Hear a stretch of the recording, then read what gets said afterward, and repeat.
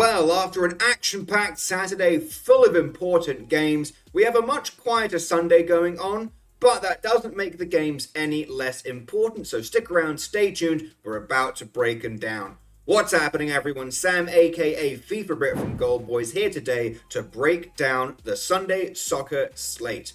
Now, for the past few weeks, I've basically only been covering Premier League in my domestic content, but there are actually a few games outside the Prem that I want to talk about today. Mostly because there's only one Premier League game going on, so if I didn't have other games, there wouldn't be much to talk about.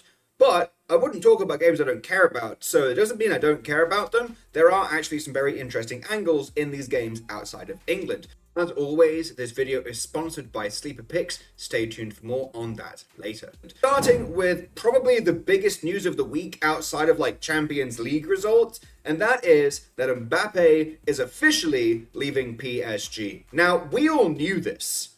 This has been essentially public knowledge for the past 2 or 3 months, if not longer. This saga has gone on for well over a year, but Mbappe has finally confirmed that he is leaving PSG.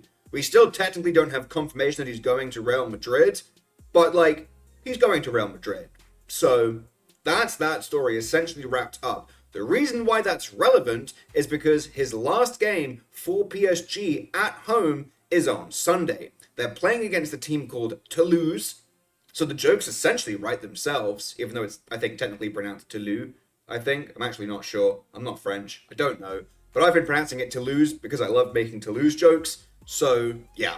PSG, at home, Mbappe's last game in the Parc des Princes. So, even though his odds almost always stink in Ligue 1, I feel like you got a ladder for the hat-trick at this point. It's a farewell tour. This is his last chance to say goodbye to the fans and basically show them what they're going to be missing out on. Really stat pad in a league they've already won in front of fans that probably have mixed feelings about the fact that he never won them a Champions League, but it should be a good vibe, So I usually never bet Mbappe in Ligue 1 unless you can get him for even money, which is very rare. Usually happens when they're on the road playing a team that's actually somewhat decent. But this is not that. This is the home matchup against a team in the bottom half of the table. So the odds are going to suck. But if you can get decent value on a brace and a hat-trick and maybe take a couple of shots on target in the first half, Basically, I very rarely say just go crazy, but this is a good chance to kind of just go crazy. And again, I'm not going to say ignore value. If his hat-trick's plus 400, I'm not going to say take a hat-trick for plus 400. But if you can get it at almost 10 to 1...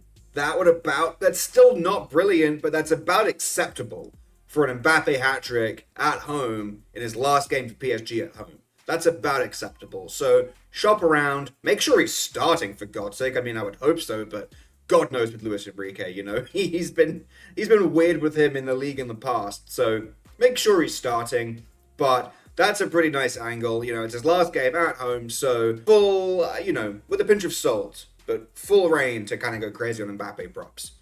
What's up, everyone? I just want to say a special thank you to the sponsor of this video, Sleeper Picks. Don't forget that you can use code GOLDBOYS to get a deposit match of up to $500 if you sign up today. Thank you again, Sleeper Picks, for sponsoring this video. And now, back to the bets. Next I want to talk about is actually an interesting game for both teams. It's over in the Serie A between Atalanta and Roma.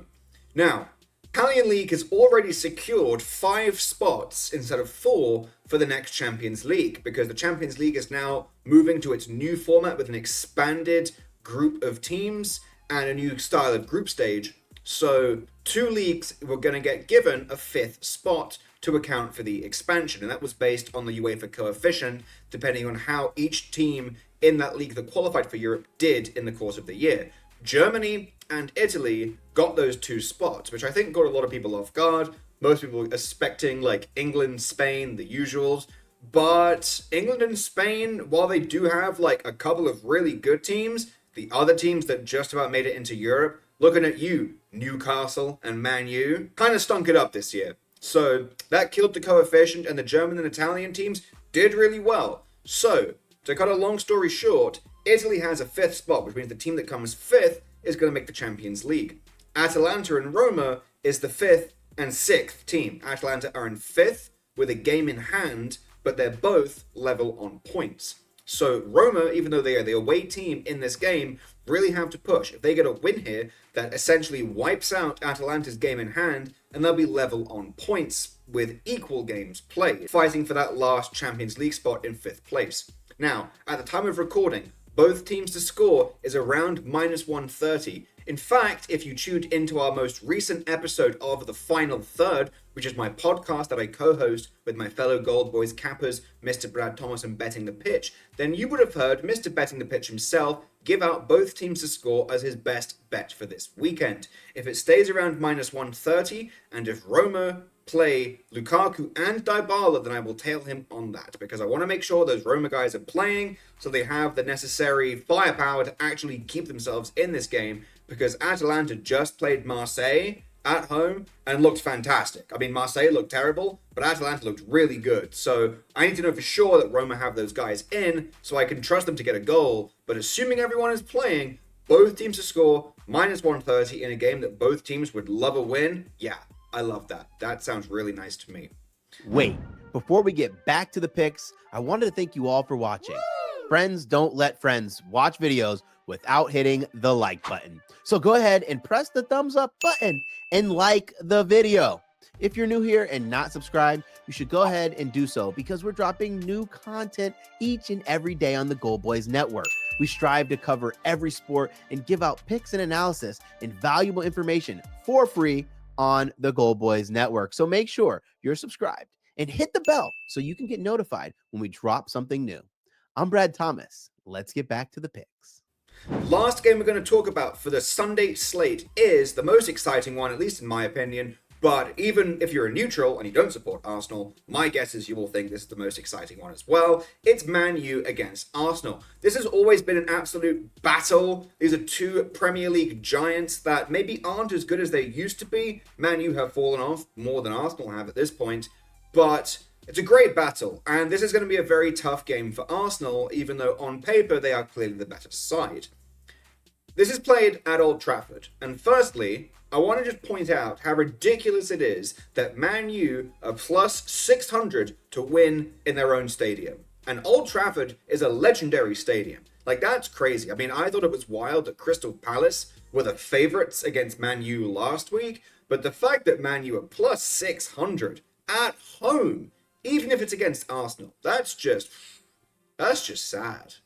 That just shows that you've fallen off. That is unfortunate. That being said, this is a tricky game for Arsenal.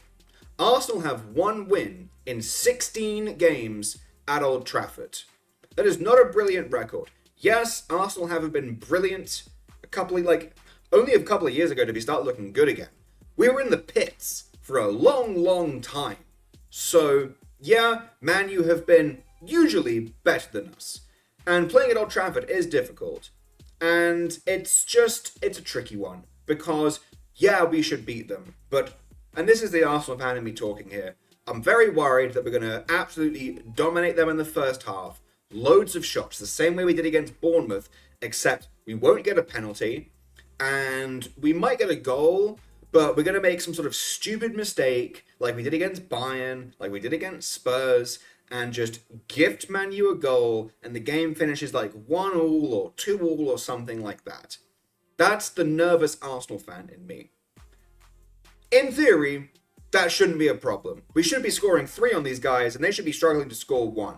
If Bruno is still hurt, don't even touch Man U for any props whatsoever. Because, my God, watching them play against Palace without Bruno running the midfield, they looked so bad. Like, worse than their already bad standard this year. So, they need Bruno for a start. So if you don't see Bruno, fucking forget about Man U props. If Bruno's in, it's still not brilliant, but it's going to be a little bit better than if they didn't have him. So, we'll see. Wait for lineups. If Casemiro is still playing centre-back, that's just unfortunate. So, if Havertz is playing up top, whoever's playing striker for Arsenal, if Casemiro is playing centre-back, yeah. Goal, to score an assist, first half shots, you name it, I like it. If Saka's playing on the right wing, he's played really well against Man U in the past. Saka to score an assist is always in play. Saka for a couple of first half shots, always in play if it's above even money. So lots of ways to attack this. Don't forget, I will lock in all of my plays officially in my Gold Boys Discord channel. Now is a fantastic time to sign up. goldboys.com. The link will be in the description below. I will do my best to get some free plays shared on my Twitter at FIFABrit. No promises, but I will at least try and get a first half shots builder if the odds make sense, because I don't really trust Man U to shoot. So it's all going to be dependent on whether I can get enough Arsenal value. So we'll see.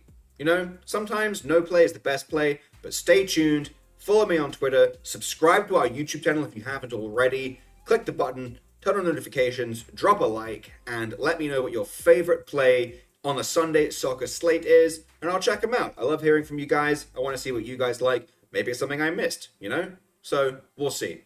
As always, if you do think you have a gambling problem, don't forget to call the number 1-800-GAMBLER. And yeah, hope you have a fantastic weekend. If you had a good Saturday, let's keep the momentum going into Sunday. And if you didn't have a good Saturday, well, you've got Sunday to turn it around. So this weekend is looking good either way.